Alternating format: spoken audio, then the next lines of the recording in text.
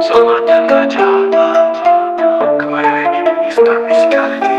Dunia ini sungguh sangat kejam, yang miskin ditindas tanpa ampun, yang kaya dipuja bak Tuhan meski rakus dan penuh kelicikan. Katanya ini negara hukum, tapi hukum tajam ke bawah. Tumpul saat naik ke atas, pejabat licik bebas melenggang. Selamatkan Raja Ampat, surga yang hampir hilang. Bukan tambang, bukan istana buat para serakah, bukan ladang uang bagi penguasa tamak, tapi warisan alam milik anak cucu kita. Lihat laut yang dulu biru, kini keruh penuh limbah. Ikan pun pergi menghindar karena kebijakan salah arah. Mereka duduk di kursi emas, tertawa pesta lempar janji. Rakyat teriak dalam bencana, tapi dibalas dengan masa basi. Selamatkan Raja Ampat bukan untuk para konglomerat, bukan proyek penuh syarat dan korupsi yang merusak. Berhentilah pura-pura buta sebelum alam benar-benar murka.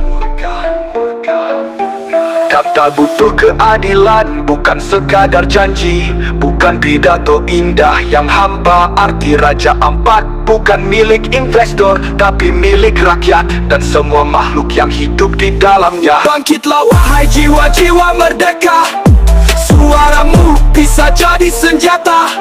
Lawan kerakusan, tegakkan kebenaran. Satu suara untuk Raja Ampat dan keadilan.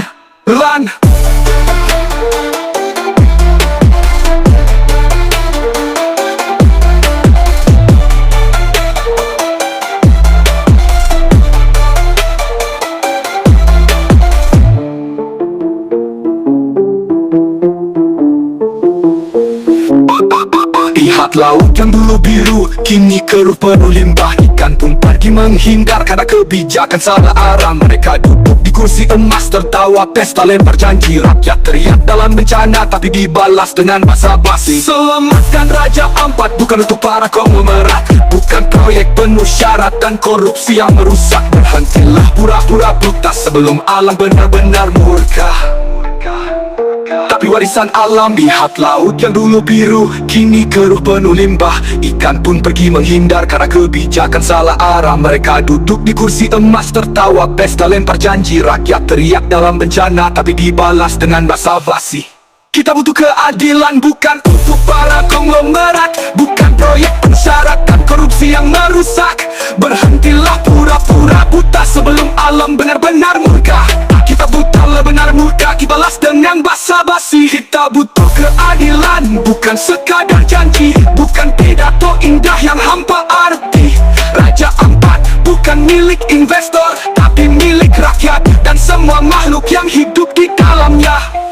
Kita butuh keadilan, bukan sekadar janji, bukan pidato indah yang hampa arti. Raja Ampat bukan milik investor, tapi milik rakyat dan semua makhluk yang hidup di dalamnya. Bangkitlah wahai jiwa-jiwa merdeka, suaramu bisa jadi senjata. Lawan kerakusan, tegakkan kebenaran. Satu suara untuk Raja Ampat dan keadilan.